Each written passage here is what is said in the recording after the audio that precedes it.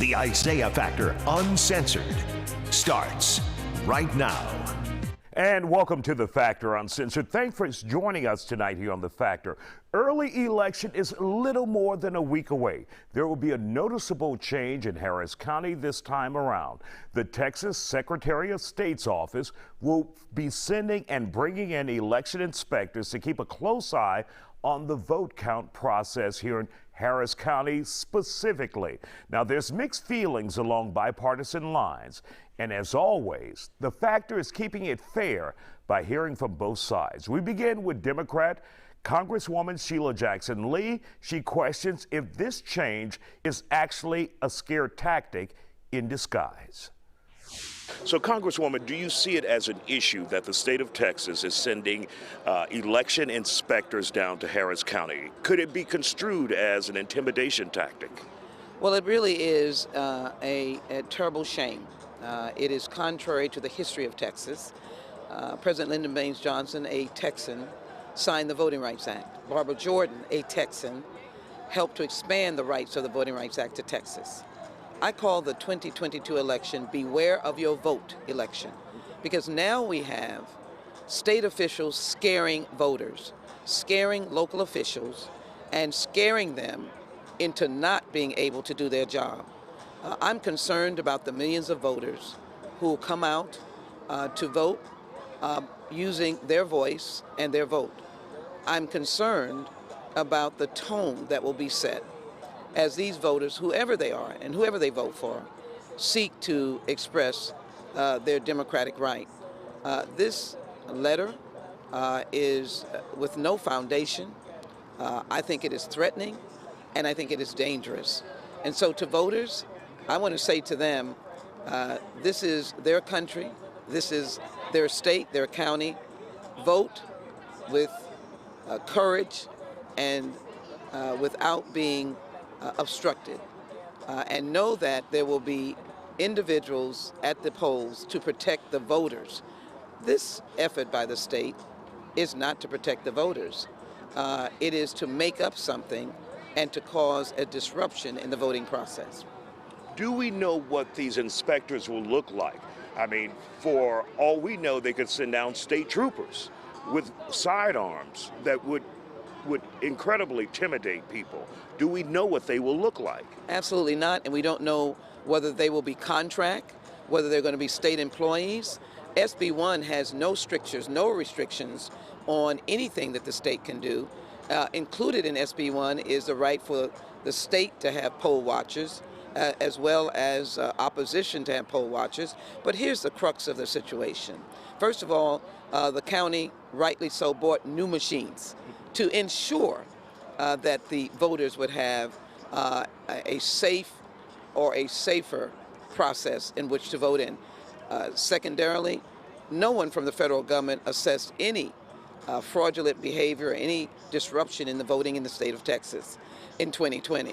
What would be wrong with having extra eyes on the election for those Republicans who say, we need this in Harris County? Extra eyes if everything is on the up and up. Well, let me say this. I, for one, champion transparency. In fact, I wish our Republican friends in the United States Congress had allowed us to pass the People Act or the John Robert Lewis Voting Rights Act to ensure transparency. There is nothing wrong with telling a county to make sure that they have sufficient observers that can provide reports to the state on the procedures. When you talk about the state sending it to one county where there was no evidence of fraud in the previous election, one county. This is not a statewide action. This is not in Dallas County. This is not in Bexar County. It's not up in Austin. It's not, to my knowledge, in South Texas. It is in Harris County, one of the largest counties in the nation, proficient in the kind of equipment we have. I think there is something fishy going on. And so it's more than eyes on it. I welcome eyes on it. I welcome the state maybe organizing observers, known observers who are here in the neighborhood, in the community. They could do that. and insist that our election officers provide them reports, detailed reports. They could do that. But now what are we doing?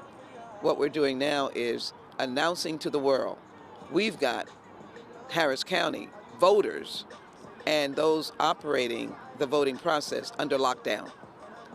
We are concerned even before the election, and we are going to set the tone that something is not right.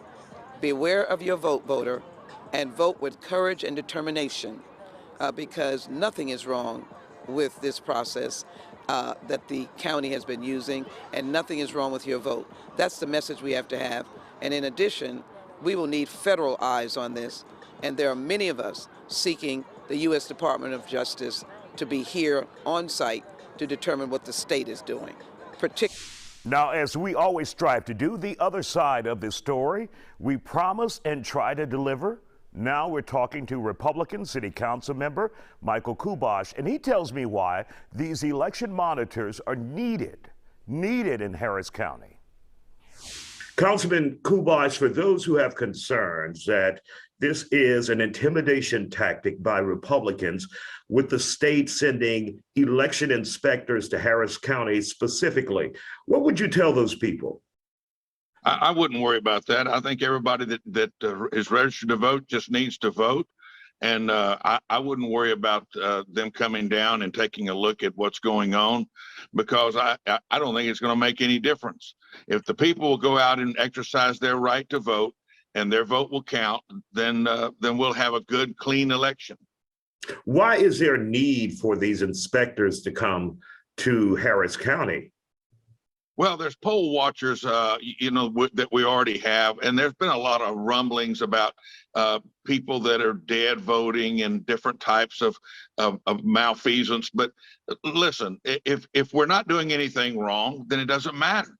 Then I say let them come, let them look, and it can't hurt anything. And let's move on and let's have a good, clean election.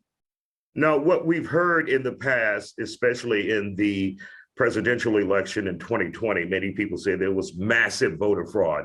Do you believe that there was massive voter fraud around the country? Well, I do believe that there are times whenever a person has passed or maybe is incompetent to be able to vote, and somebody may be voting for them to help them or to use their ballot. But that's got to be a very, very small number. I don't think it's enough to turn an election over. So I'm not going to side with those who talk about this massive voting fraud, because it disenfranchises me, who is a registered voter, to go vote. I don't want anybody who's not supposed to vote, because it only disenfranchises the actual voters. All right. Councilmember Kubosh, Michael Kubosh, thank you for joining us here on The Factor Uncensored. And always good to see you. Don't make yourself a stranger next time. And everybody needs to go vote. Bingo.